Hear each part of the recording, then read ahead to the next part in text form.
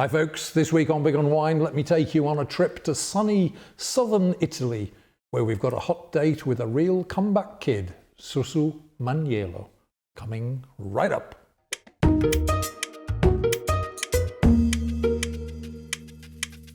Hi guys, welcome to yet another edition of Big on Wine, the show which, as you should know by now, brings you news, clues and reviews. In fact, it brings you up to speed on just about everything in the world of wine. And my wine for this week is certainly an unusual one, and it's this one here. It goes by the name of Pietra Susumaniello, and the vintage is 2016. And this wine comes in for a price where I am of just under €18 a bottle. Okay, let's pour a nice measure into the glass. There we go, lovely stuff. Okay, let me give you the backstory to this wine because this is an unusual one. Susumaniello is a grape variety which is grown pretty much in the far south of Italy, down in the far southeastern corner, Apulia. And this particular wine is produced by Vini Menhir, and they're based in Minervino di Lecce. Now that is located firmly in the heel of Italy, so right down in the southeastern corner. Any further in that direction and you'd find yourself in Albania. All right, now this is indeed an interesting wine. Susumaniello is an ancient grape variety, and it was reinstated as an official grape variety for production purposes in 2003. So the history, or the recent history, of this grape variety is relatively short, only about 15, 16 years. This is a grape variety that flourishes in a warm climate, obviously right down in the southeastern corner of Italy. You've got the perfect Mediterranean, hot, warm climate there. Now this particular variety, Susumaniello, does have some kind of relationship to the big grape of Tuscany, the Sangiovese, but it's a kind of a distant relative, some kind of a clone, presumably. It also goes under other names. It's known as by at least half a dozen names, including Zingarello and Uva Nera and so on and so forth. All right.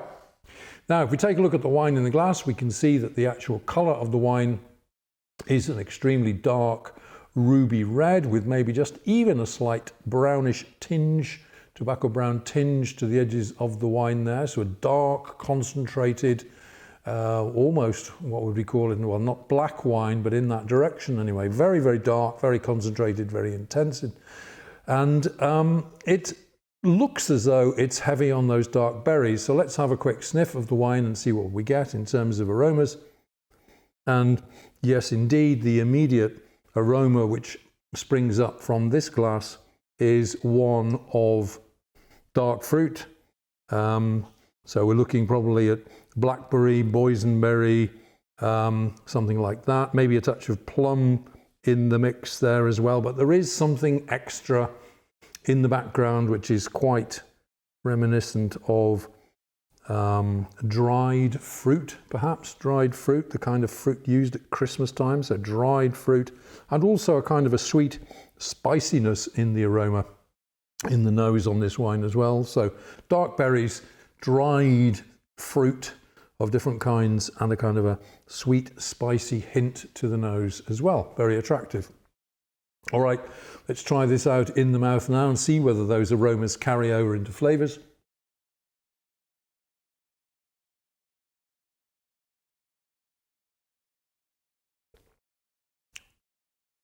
And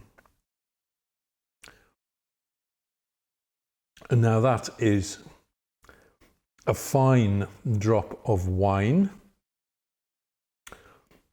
full-bodied, juicy, very, very juicy, jammy, juicy is the first impression. It's full-bodied, but in terms of tannins, it is not by any means over the top. So we've got a full-bodied wine, very, very long finish on this wine, But in terms of the tannic attack on the wine, it's relatively restrained, kind of soft to medium tannins, in fact, very drinkable. It has a touch of sugar in this, which is quite distinctive. The alcohol content is 14.5%, so there is the alcohol certainly shines through in the palate. But the thing perhaps which is the dominant feature is that residual sugar, 13 grams of residual sugar, unusual in a red wine, of course, and that kind of softened things up a bit in the mouth. So there is that slight sweetness to this as well. All right, in terms of the fruit,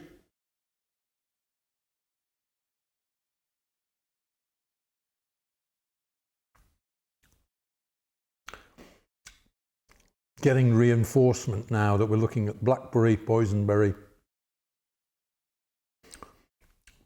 some very ripe plum, but in the finish there are other very, very distinct elements, and they are moving in the direction of smokiness, maybe toastiness. Certainly is a toasty finish on this wine, and surprise, surprise, the final flavor left in the mouth is of mocha or coffee. So there we have a very, very fascinating red wine.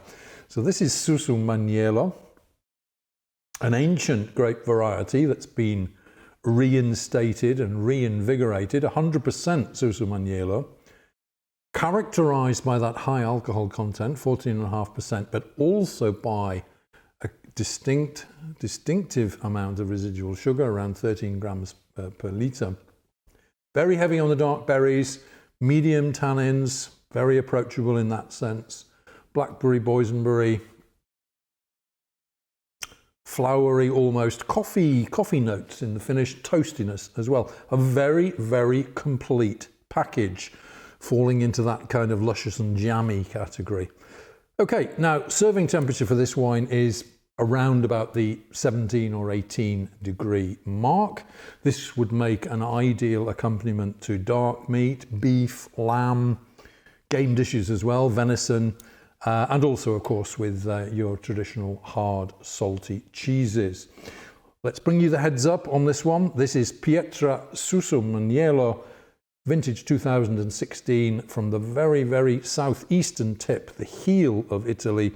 Delightfully different, great with red meat. I'm going to give this wine 4 stars plus out of 5.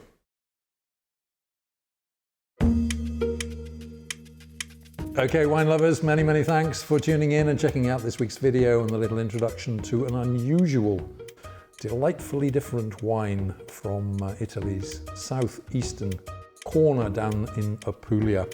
Pietra Susumaniello 2016. Lovely stuff. Great stuff indeed.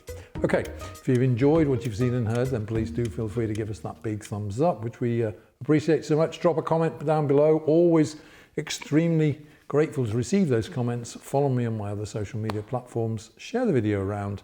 And of course, hey, if you haven't done so already, please do hit that red button and subscribe to the channel. That would please me a lot. Okay, and remember, I'll be back again next week. Another great wine of the week for you. And until we meet again, this is Tony Melville signing off and saying, hey, take care out there. Be good to each other. Enjoy your wines. And cheers.